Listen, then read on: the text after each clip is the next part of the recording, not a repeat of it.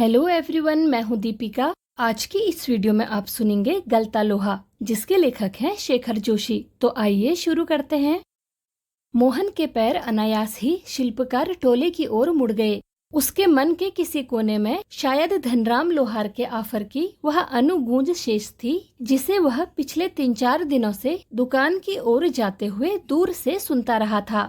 निहाई पर रखे लाल गर्म लोहे पर पड़ती हथौड़े की धप धप आवाज, ठंडे लोहे पर लगती चोट से उठता ठनकता स्वर और निशाना साधने से पहले खाली निहाई पर पड़ती हथौड़ी की खनक, जिन्हें वह दूर से ही पहचान सकता था। लंबे बैट वाले हंसुए को लेकर वह घर से इस उद्देश्य से निकला था कि अपने खेतों के किनारे उगाई कांटेदार झाड़ियों को काट छांट कर साफ कर आएगा। बूढ़े वंशीधर जी के बूते का अब यह सब काम नहीं रहा। यही क्या, जन्म भर जिस पुरोहिताई के बूते पर उन्होंने घर संसार चलाया था, वह भी अब वैसे कहाँ कर पाते हैं। यजमान लोग उनकी निष्ठा और संयम के कारण ही उन पर श्रद्धा रखते हैं, लेकिन बुढ़ापे का जर्जर शरीर अब उतना कठिन श्रम और व्रत उपवास नहीं झेल पाता। सुबह सुबह जैसे उससे सहारा पाने की नीयत से ही उन्होंने गहरा निःश्वास लेकर कहा था, आज करनाथ जाकर चंद्रदत्त जी के लिए रुद्री पाठ करना था। अब मुश्किल ही लग रहा है। यह 2 मील की सीधी चढ़ाई अब अपने बूते की नहीं।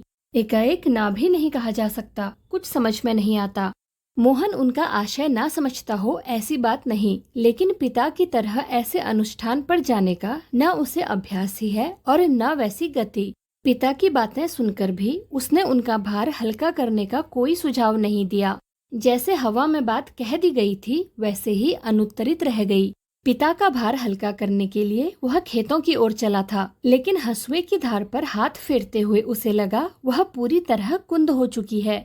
धनराम अपने बाएं हाथ से धौंकनी फूंकता हुआ दाएं हाथ से भट्टी में गर्म होते लोहे को उलट पलट रहा था, और मोहन भट्टी से दूर हटकर एक खाली कनिस्तर के ऊपर बैठा उसकी कारीगरी को पारखी निगाहों से देख रहा था। मास्टर त्रिलोक सिंह तो अब गुजर गए होंगे? मोहन ने पूछा। वे दोनों अब अपने बचपन की दुनिया में लौट आए थे। धनराम की आंखों में एक चमक सी आ गई। वह बोला, मां साहब भी क्या आदमी थे लला, अभी पिछले साल ही गुजरे। सच कहूँ, आखिरी दम तक उनकी छड़ी का डर लगा ही रहता था। दोनों हो कर हंस दिए। कुछ क्षणों के लिए वे दोनों ही जैसे किसी बीती हुई दुनिया में लौट गए। गोपाल सिंह की दुकान से हुक्के का आखिरी कश खींचकर त्रिलोक सिंह स्कूल की 4 दीवारी में उतरते हैं। थोड़ी देर पहले तक धमा चौकड़ी मचाते, उठापटक करते और बांज के पेड़ों की टहनियों पर झूलते बच्चों को जैसे सांप सूंघ गया है। कड़े स्वर में वह पूछते हैं, प्रार्थना कर ली तुम लोगों ने? यह जानते हुए भी कि यदि प्रार्थना हो गई होती तो गोपाल सिंह की दुकान तक उनका समवेत स्वर पहुँचता ही। त्रिलोक सिंह घूर घूर कर एक एक लड़के को देखते हैं। फिर वही कड़कदार आवाज, मोहन नहीं आया आज? मोहन उनका चहेता शिष्य था, पुरोहित खानदान का कुशाग्र बुद्धि का बालक, पढ़ने में ही नहीं गायन में भी बेजोड़। त्रिलोक सिंह मास्टर ने उसे पूरे स्कूल का मॉनिटर बना रखा था। वही सुबह सुबह हे प्रभु आनंद दाता ज्ञान हमको दीजिए का पहला स्वर उठाकर प्रार्थना शुरू करता था। मोहन को लेकर मास्टर त्रिलोक सिंह को बड़ी उम्मीदें थी। कक्षा में किसी छात्र को कोई सवाल न आने पर वही सवाल वे मोहन से पूछते और उनका अनुमान सही निकलता। मोहन ठीक ठीक उत्तर देकर उन्हें संतुष्ट कर देता और तब वे उस फिसड्डी बालक को दंड देने का भार मोहन पर डाल देते। पकड़ इसका कान और लगवा इससे 10 उठक बैठक, वे आदेश दे देते। धनराम भी उन अनेक छात्रों में से एक था जिसने त्रिलोक सिंह मास्टर के आदेश पर अपने हमजोली मोहन के हाथों कई बार बैंत खाए थे या कान खिंचवाए थे। मोहन के प्रति थोड़ी बहुत ईर्ष्या रहने पर भी धनराम प्रारंभ से ही उसके प्रति स्नेह और आदर का भाव रखता था। इसका एक कारण शायद यह था कि बचपन से ही मन में बैठा दी गई जातिगत हीनता के कारण धनराम ने कभी मोहन को अपना प्रतिद्वंदी नहीं समझा, बल्कि वह इसे मोहन का अधिकार ही समझता रहा था। बीच बीच में त्रिलोक सिंह मास्टर का यह कहना कि मोहन एक दिन बहुत बड़ा आदमी बनकर स्कूल का और उनका नाम ऊंचा करेगा, धनराम के लिए किसी और तरह से सोचने की गुंजाइश ही नहीं रखता था। और धनराम वह गांव के दूसरे खेतिहर या मजदूर परिवारों के लड़कों की तरह किसी प्रकार तीसरे दर्जे तक ही स्कूल का मुंह देख पाया था। त्रिलोक सिंह मास्टर कभी कभार ही उस पर विशेष ध्यान देते थे। एक दिन अचानक ही उन्होंने पूछ लिया था, धनुआ 13 का पहाड़ा सुना तो? 12 तक का पहाड़ा तो उसने किसी तरह याद कर लिया था, लेकिन 13 का ही पहाड़ा उसके लिए पहाड़ हो गया था। 13 एकम 13, 13 दूनी 24। सटाक! एक संटी उसकी पिंडलियों पर माँ साहब ने लगाई थी कि वह टूट गई। गुस्से में उन्होंने आदेश दिया, जा नाले से एक अच्छी मजबूत संटी तोड़ कर ला, फिर तुझे 13 का पहाड़ा याद कराता हूँ। त्रिलोक सिंह मास्टर का यह सामान्य नियम था। सजा पाने वाले को ही अपने लिए हथियार भी जुटाना होता था, और जाहिर है बलि का बकरा अपने से अधिक मास्टर के संतोष को ध्यान में रखकर टहनी का चुनाव ऐसे करता जैसे वह अपने लिए नहीं बल्कि किसी दूसरे को दंडित करने के लिए हथियार का चुनाव कर रहा हो। धनराम की मंद बुद्धि रही हो या मन में बैठा हुआ डर कि पूरे दिन घोटा लगाने पर भी उसे 13 का पहाड़ा याद नहीं हो पाया था। छुट्टी के समय जब माँ साहब ने उससे दोबारा पहाड़ा सुनाने को कहा तो तीसरी सीढ़ी तक पहुँचते पहुँचते वह फिर लड़खड़ा गया था। लेकिन इस बार मास्टर त्रिलोक सिंह ने उसके लाए हुए बैंत का उपयोग करने के बजाय जबान की चाबुक लगा दी थी। तेरे दिमाग में तो लोहा भरा है रे, विद्या का ताप कहाँ लगेगा इसमें? अपने थैले से 5-6 दरातियां निकालकर उन्होंने धनराम को धार लगा लाने के लिए पकड़ा दी थी। किताबों की विद्या का ताप लगाने की सामर्थ्य धनराम के पिता की नहीं थी। धनराम हाथ पैर चलाने लायक हुआ ही था कि बाप ने उसे धौंकनी फूकने या सान लगाने के कामों में उलझाना शुरू कर दिया और फिर धीरे धीरे हथौड़े से लेकर घन चलाने की विद्या सिखाने लगा। फर्क इतना ही था कि जहां मास्टर त्रिलोक सिंह उसे अपनी पसंद का बैंत चुनने की छूट दे देते थे, वहां गंगाराम इसका चुनाव स्वयं करते थे और जरा सी गलती होने पर छड़, बैंत, हत्था जो भी हाथ लग जाता उसी से अपना प्रसाद दे देते। एक दिन गंगाराम अचानक चल बसे तो धनराम ने सहज भाव से उनकी विरासत संभाल ली और पास पड़ोस के गांव वालों को याद नहीं रहा वे कब गंगाराम के आफर को धनराम का आफर कहने लगे थे। प्राइमरी स्कूल की सीमा लांघते ही मोहन ने छात्रवृत्ति प्राप्त कर त्रिलोक सिंह मास्टर की भविष्यवाणी को किसी हद तक सिद्ध कर दिया तो साधारण हैसियत वाले यजमानों की पुरोहिताई करने वाले वंशीधर तिवारी का हौसला बढ़ गया और वे भी अपने पुत्र को पढ़ा लिखाकर बड़ा आदमी बनाने का स्वप्न देखने लगे। पीढ़ियों से चले आए पैतृक धंधे ने उन्हें निराश कर दिया था।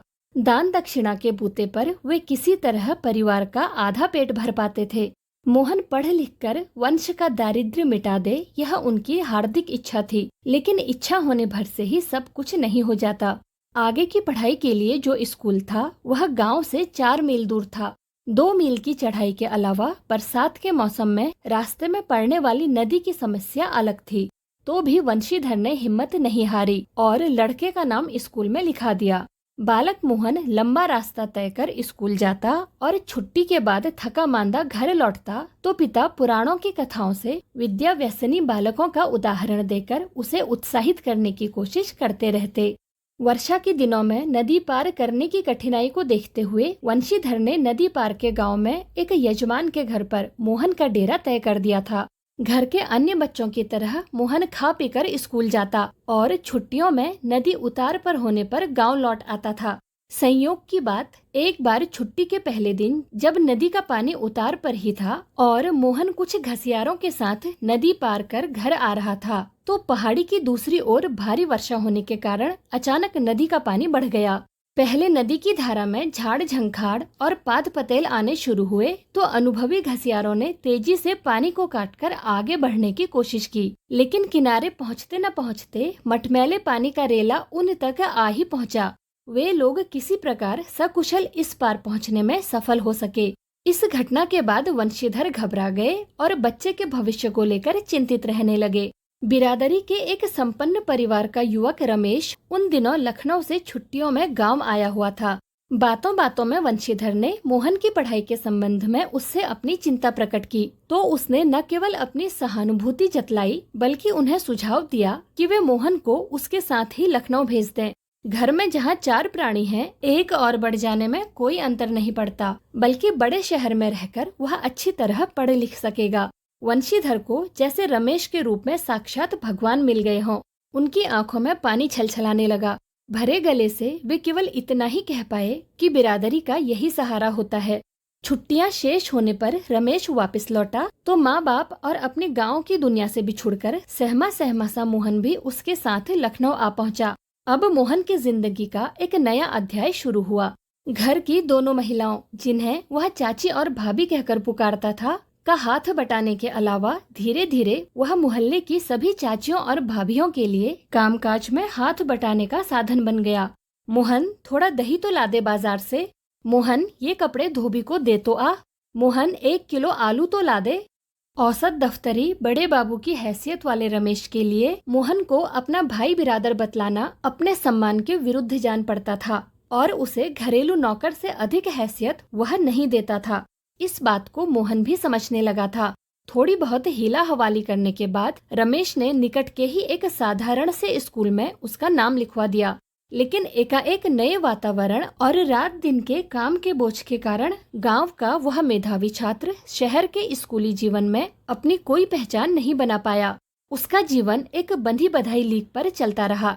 साल में एक बार गर्मियों की छुट्टी में गांव जाने का मौका भी तभी मिलता जब रमेश या उसके घर का कोई प्राणी गांव जाने वाला होता, वरना उन छुट्टियों को भी अगले दर्जे की तैयारी के नाम पर उसे शहर में ही गुजार देना पड़ता था। अगले दर्जे की तैयारी तो बहाना भर थी, सवाल रमेश और उसकी गृहस्थी की सुविधा असुविधा का था। मोहन ने परिस्थितियों से समझौता कर लिया था क्योंकि और कोई चारा भी नहीं था। घर वालों को अपनी वास्तविक स्थिति बतलाकर वह दुखी नहीं करना चाहता था। वंशीधर उसके सुनहरे भविष्य के सपने देख रहे थे। 8वीं कक्षा की पढ़ाई समाप्त कर छुट्टियों में मोहन गांव आया हुआ था। जब वह लौटकर लखनऊ पहुंचा तो उसने अनुभव किया कि रमेश के परिवार के सभी लोग जैसे उसके आगे की पढ़ाई के पक्ष में नहीं हैं।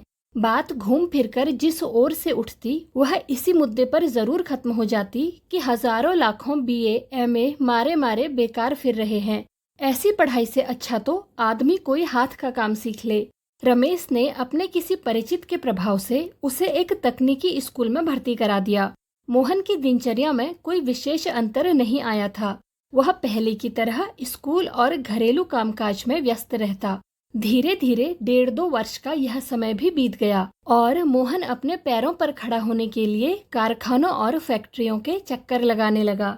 वंशीधर से जब भी कोई मोहन के विषय में पूछता तो वे उत्साह के साथ उसकी पढ़ाई के बाबत बताने लगते और मन ही मन उनको विश्वास था कि वह एक दिन बड़ा अफसर बनकर लौटेगा। लेकिन जब उन्हें वास्तविकता का ज्ञान हुआ तो न सिर्फ गहरा दुख हुआ बल्कि वे लोगों को अपने स्वप्न भंग की जानकारी देने का साहस नहीं जुटा पाए। धनराम ने भी एक दिन उनसे मोहन के बारे में पूछा था। घास का एक तिनका तोड़कर दांत खोदते हुए उन्होंने बताया था कि उसकी सेक्रेटरिएट में नियुक्ति हो गई है और शीघ्र ही विभागीय परीक्षाएं देकर वह बड़े पद पर पहुंच जाएगा। धनराम को त्रिलोक सिंह मास्टर की भविष्यवाणी पर पूरा यकीन था। ऐसा होना ही था, उसने सोचा।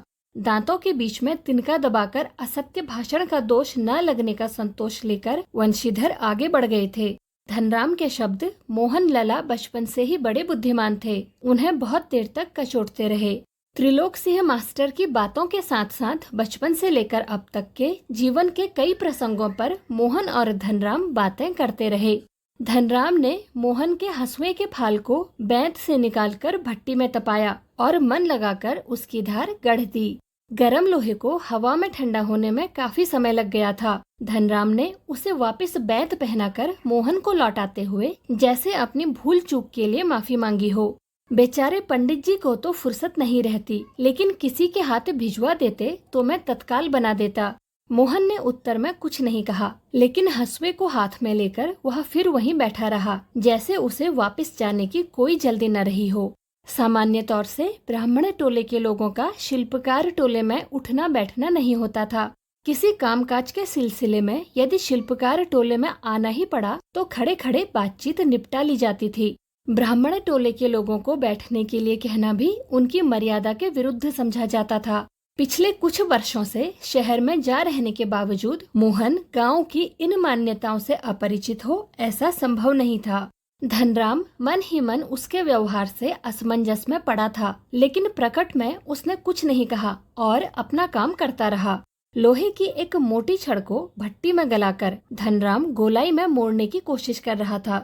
एक हाथ से सरसी पकड़कर जब वह दूसरे हाथ से हथौड़े की चोट मारता तो निहाई पर ठीक घाट में सिरा न फंसने के कारण लोहा उचित ढंग से मुड़ नहीं पा रहा था।